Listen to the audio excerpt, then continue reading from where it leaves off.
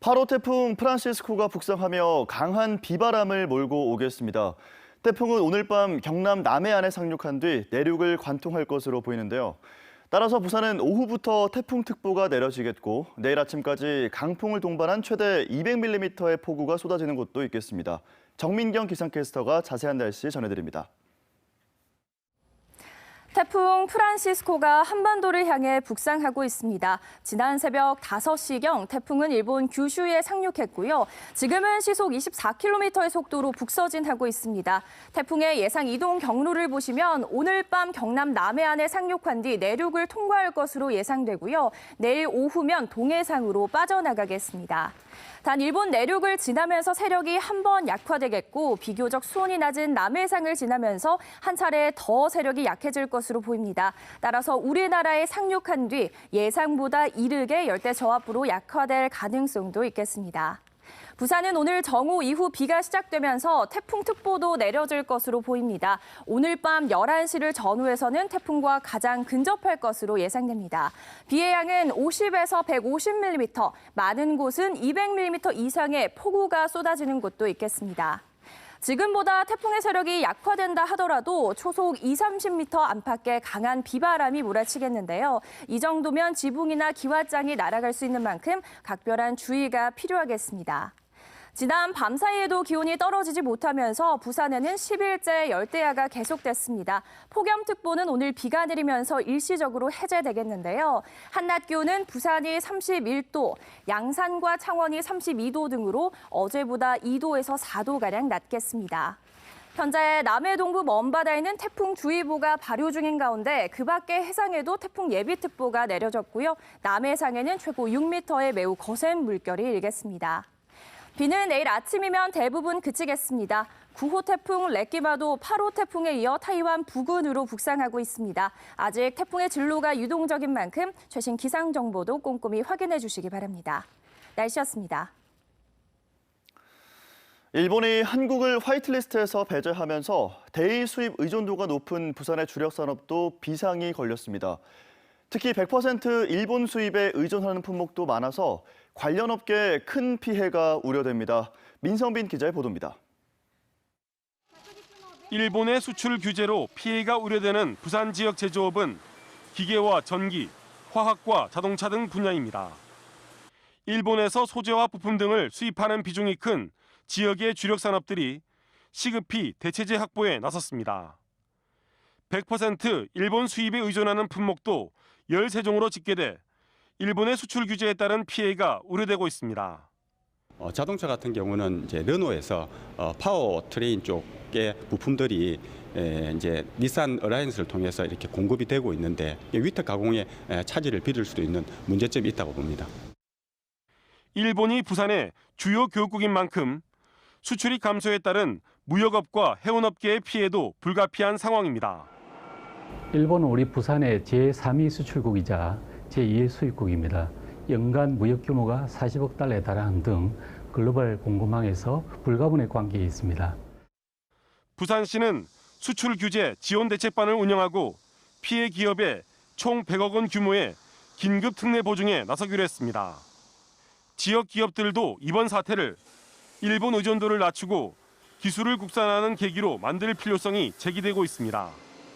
부산은 특히 자체적인 기술 개발이 쉽지 않은 영세업체와 하청업체가 많은 산업구조의 특성상 정부와 지자체의 보다 세심한 정책적 뒷받침이 더욱 절실하다는 지적을 받고 있습니다. MBC 뉴스 민성빈입니다. 일본의 도발로 촉발된 한일 경제 전쟁에 맞서기 위해 부산의 정치권도 본격적으로 나섰습니다.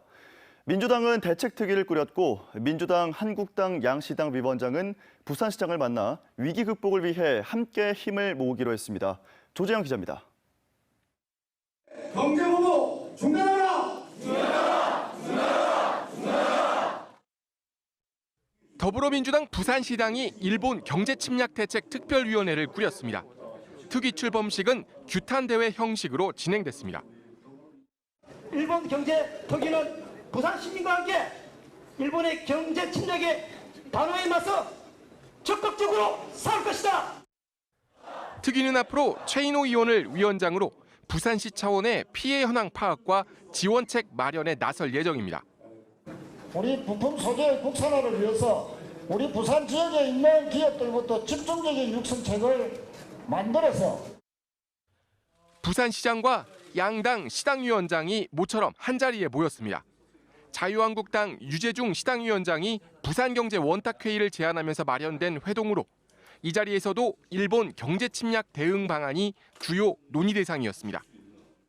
장기적으로 볼 때는 이 기술 독립을 해서 우리 국산화를 100%로 만들어 나가는 이러한 노력을 하는데도 여야가 같이 힘을 모아야 돼요. 일본 저렇게 경제 보고 실망감을 넘어서 정말 분노감을 느끼는데 그렇다고 해서 여기서 주저앉을 수는 없고 이런 기회를 우리들이 좀 전화위복의 계기를 삼기 위해서 정의당 부산시당도 오는 15일까지를 비상행동 기간으로 정하고 관련 태스크포스를 꾸렸습니다. 정의당은 특히 이번 사태에 가장 취약할 걸로 우려되는 중소상공인들 지원에 집중할 예정입니다.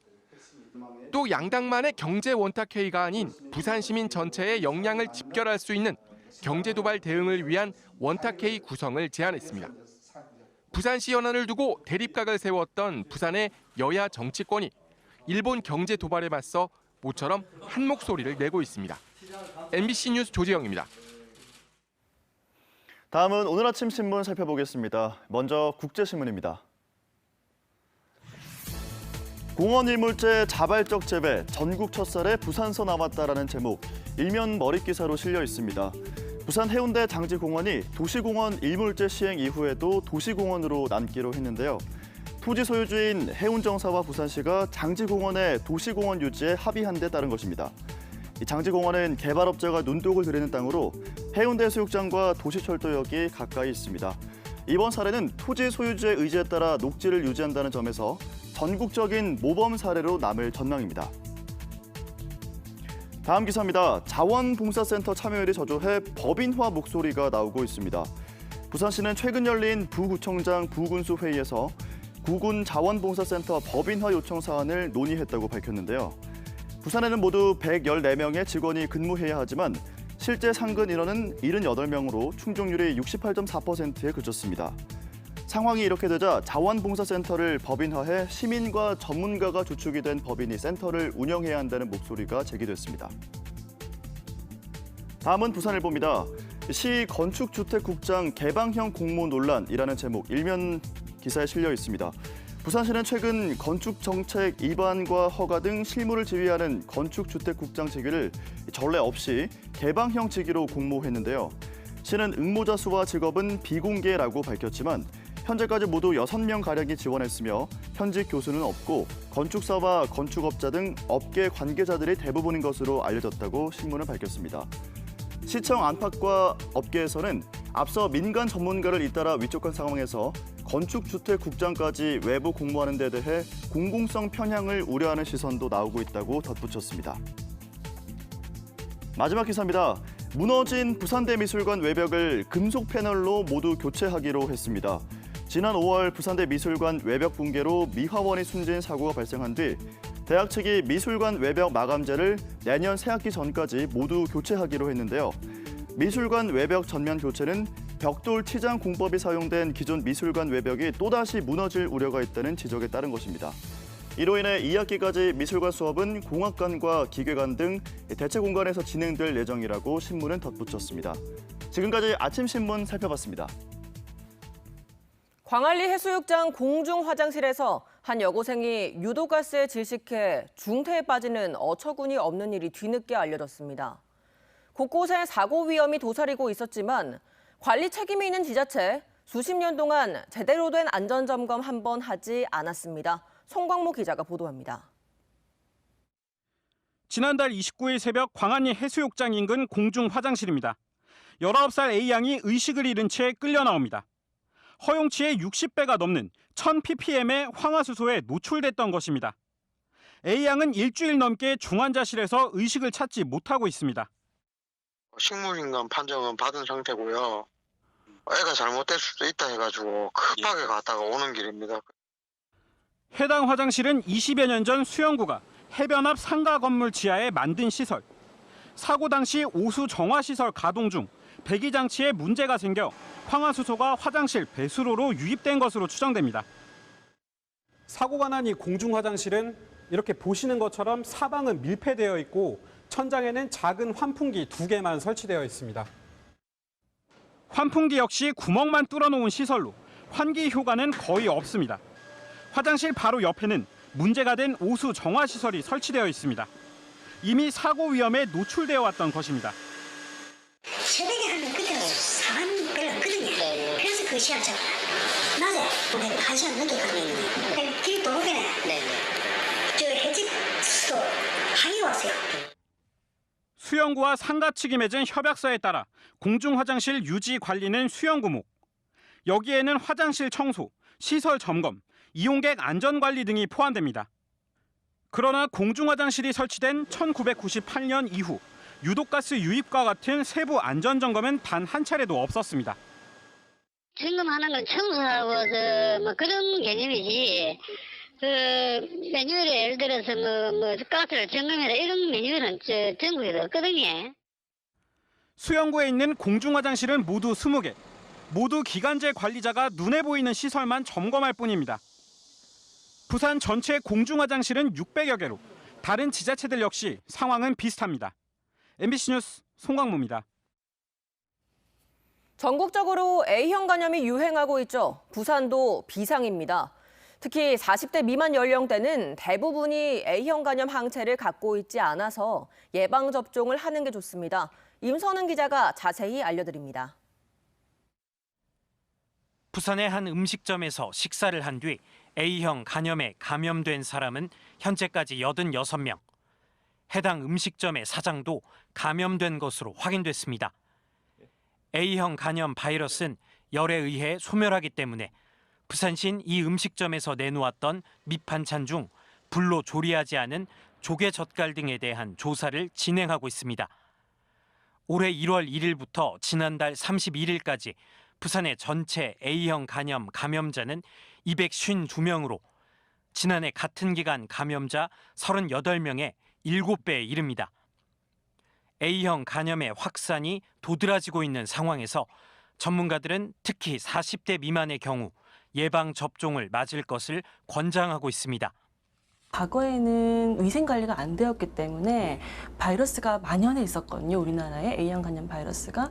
그렇기 때문에 어릴 때부터 그런 바이러스 노출돼가지고 이미 알아서 항체를 다 가지고 있었던 거죠.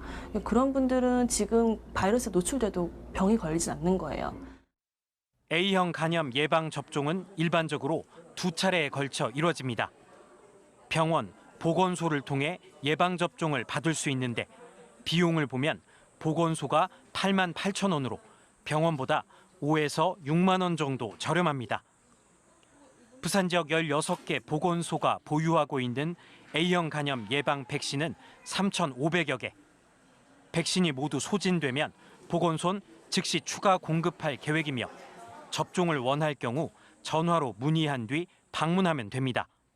저희가 16개 보건소에서 예방접종을 하고 있는데 혹시 직장이 있거나 해서 다니시기 불편하시면 직장 가까이 있는 보건소를 이용하셔도 예방접종을 받으실 수 있습니다.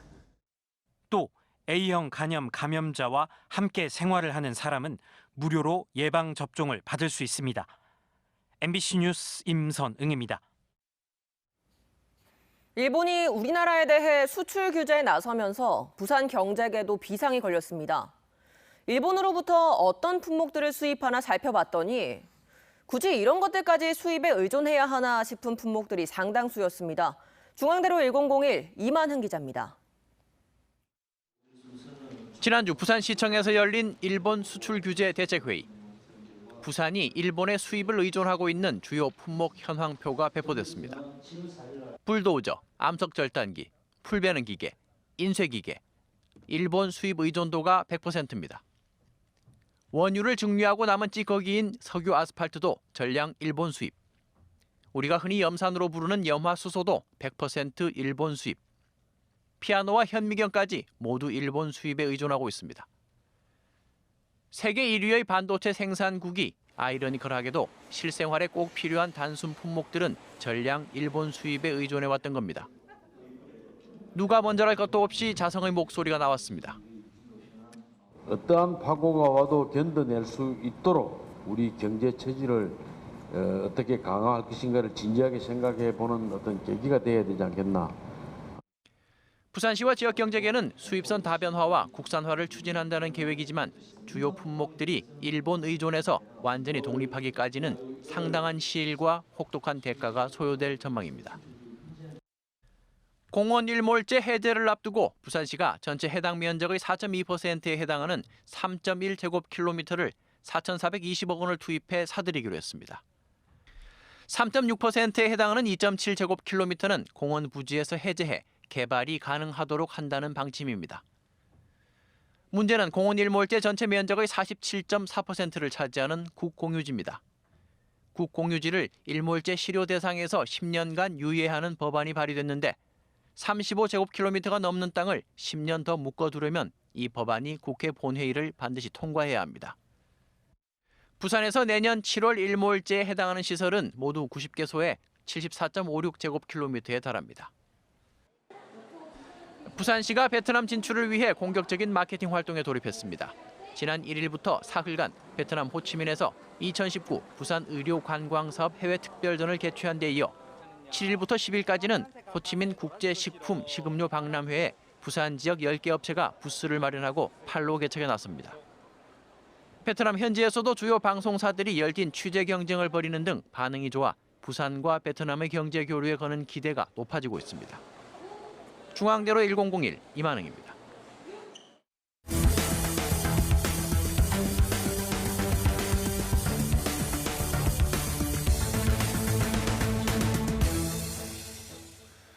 어젯밤 11시 50분쯤 기장군 기장읍 연화리의 한 3층짜리 횟집 건물에서 원인이 밝혀지지 않은 불이 났습니다. 화재 당시 횟집 영업은 마친 상태였지만 횟집을 운영하던 53살 A씨 등 일가족 4명이 건물 안에 있다 화상을 입거나 연기를 마셔 병원으로 옮겨졌습니다. 경찰은 1층 출입구 쪽에서 불이 시작된 것으로 보고 합동 감식을 통해 정확한 화재 원인을 밝힐 예정입니다. 부산경찰청 지능범죄수사대 소속이던 경찰관이 고발 사건을 무마한 혐의로 검찰에 구속됐습니다. A 경위는 지난 2015년 국민건강보험공단이 사무장 병원을 고발하자 경찰 전산 시스템에 사건 등록을 하지 않은 채 내사 종결했다고 통보한 혐의를 받고 있습니다. 부산경찰청은 A 경위를 직위 해제하고 국민건강보험공단이 고발한 병원에 대한 재수사에 착수했습니다.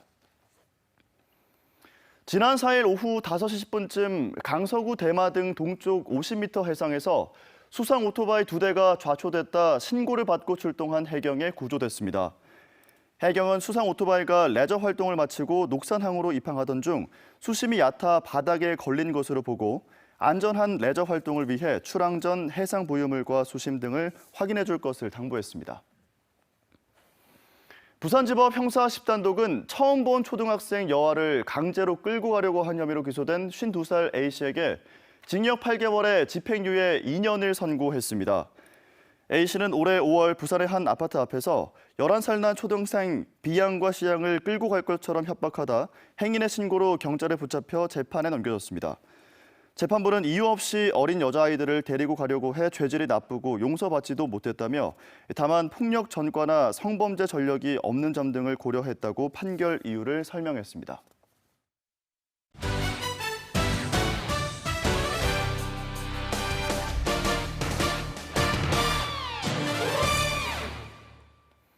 프로야구 롯데자이언츠가 공격력이 살아났다는 평가를 받는 가운데 이번 주 키움 히어로즈와 삼성, NC와의 경기가 예정돼 있습니다. 롯데는 오늘 울산 경기장에서 상대 전적 3승 8패로 열세인 키움과의 2연전을 시작으로 이번 주 연승 사냥에 나섭니다. 롯데는 공필성 감독 대행 체제 이후 타격이 3할 9리로 크게 오르며 최근 삼성, 두산과의 경기에서 4연승을 거뒀습니다. 지난 3일 중구 부평시장에서 발생한 화재는 의용 소방대원들의 초기 진압으로 큰 피해를 막았습니다. 지난 3일 낮 12시 반쯤 부평시장 1층 한 점포에서 불이 나자 식품 가게를 운영하던 47살 김창수 씨 등 중부소방서 의용 소방대원들이 소화기와 비상 소화장치함을 이용해 소방차가 도착할 때까지 초기 진화를 실시했습니다. 중부소방서는 매달 한 차례 의용소방대원과 합동훈련을 실시해오고 있으며 다음 달 전통시장 전문 의용소방대 발대식을 갖고 민간 안전지킴이 역할을 수행할 예정입니다. 본격적인 휴가철을 맞아 지난 4일 하루 동안 김해공항을 이용한 일일 승객이 역대 가장 많았던 것으로 나타났습니다. 한국공항공사는 지난 4일 모두 56,463명이 김해공항을 이용해 지난해 10월 5일 기록했던 하루 이용객 56,430명을 넘겼다고 밝혔습니다. 하지만 올 상반기 김해공항 국제선 이용객은 지난해 같은 기간보다 3.2% 늘어 166.8%를 기록한 무안공항과 157.2%를 기록한 청주공항보다 훨씬 저조했고 국내선은 이용객이 1.1% 줄어 성장세가 주춤한 것으로 나타났습니다. 태풍 프란시스코가 한반도를 향해 북상하고 있습니다. 태풍의 예상 이동 경로를 보시면 오늘 밤 경남 남해안에 상륙한 뒤 내륙을 통과하겠고요. 내일 오후쯤이면 동해상으로 빠져나가겠습니다. 단 일본 내륙을 지나면서 세력이 한번 약화되겠고 비교적 수온이 낮은 남해상을 지나면서 한 차례 더 세력이 약해질 것으로 보입니다. 따라서 우리나라에 상륙한 뒤 예상보다 이르게 열대 저압부로 약화될 가능성도 있겠습니다. 부산은 오늘 정오 이후 비가 시작되면서 태풍특보도 내려질 것으로 보입니다. 오늘 밤 11시를 전후해서는 태풍과 가장 근접할 것으로 예상되는데요. 비의 양은 내일 아침까지 50에서 150mm, 많은 곳은 200mm 이상의 폭우가 쏟아지는 곳도 있겠습니다. 지금보다 태풍의 세력이 약화된다 하더라도 초속 20-30m 안팎의 강한 비바람이 몰아치겠습니다. 이 정도면 지붕이나 기와장이 날아갈 수 있는 만큼 각별한 주의가 필요하겠습니다. 날씨였습니다.